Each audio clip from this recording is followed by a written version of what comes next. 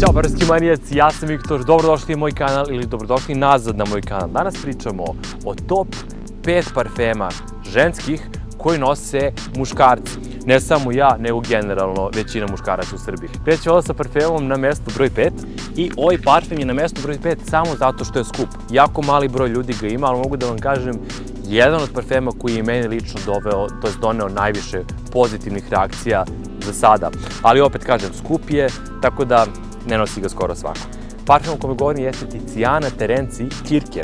Ovo je parfem koji je voćno-mošusno-orijentalna kompozicija. Voćna, znači imamo onaj, kako se kaže, marakuja, to je odnosno passion fruit, znači to je jedno od najegzotičnijih voća koje možete naći u parfemu, dodata sa, naravno, muževnim mošusom, iako je ženski parfem, i naravno tu imamo orijentalnu notu. Na svačoj koži je drugačije, ostavio sam ga i na ženskoj i na muškoj koži i ono što mogu da vam kažem jeste da se meni jako dopada kada ga ostavim na ženi, ali naravno, kada ga ja nosim, i muškarci i žene me pitaju čoveče koji ti je to parfem brutalan. Tako da, na mestu broj 5, sjajan Tiziana Terenzi Kirke, orijentalna voćna kompozicija.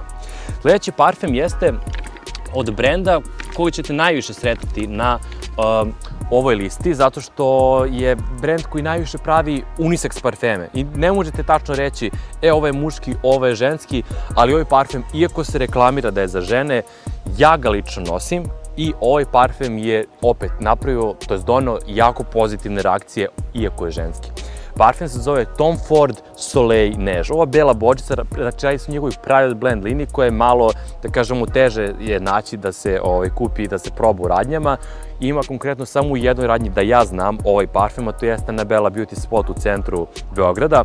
Ovaj parfem, opet, iako se reklamira za žene, ovaj parfem jeste, po mom mišljenju, čist unisex. Radi se o citrusnoj kompoziciji koja ima vanilu u pozadini. Znači, letnji parfem sa vanilom.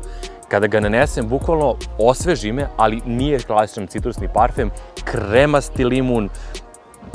Sjajan parfem ako hoćete malo da probate neke druge parfeme koji nisu klasični citrusni parfemi, ako hoćete da vas osvežavaju. Na četvrtom mestu Soleil Neige, ženski parfem koji mi muškarci nosimo.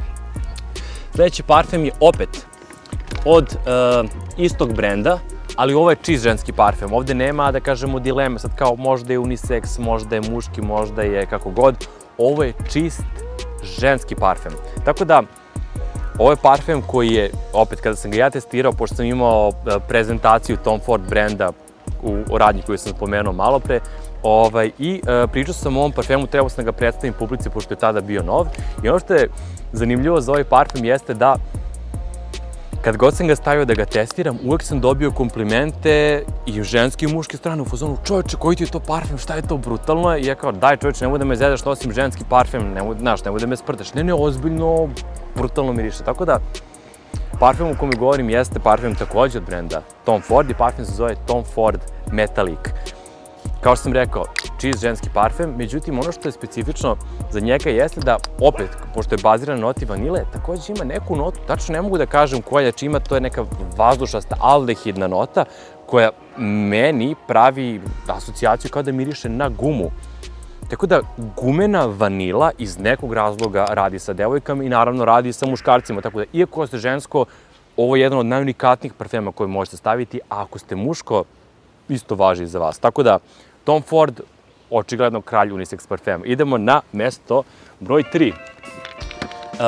Kada sam ja počinjao da skupljam parfeme, uvijek se spominjao jedan brend, to jeste Kiehl's, koji ne može, sad može da se nađe u Srbiji, ali u to vreme nije bilo ni najave da će se ne pronaći uopšte na ovim prostorima. Ono što je zanimljivo jeste da su oni pravili samo jedan parfem. To je inače skin care brend, znači bave se produktima za kožu, ali su imali jedan parfem koji je, kažu, niš parfem po veoma pristupačnoj ceni. Pravljen je samo od jedne note, a to jeste čist mošus, i ako volite čist mošus, sad imate parfem koji bukvalno to pruža. Parfem jeste ženski, od brenda Narciso Rodriguez, ruku na srce, ja ga nosim. Fantastičan je ako volite mošusne parfeme, to je upozorenje.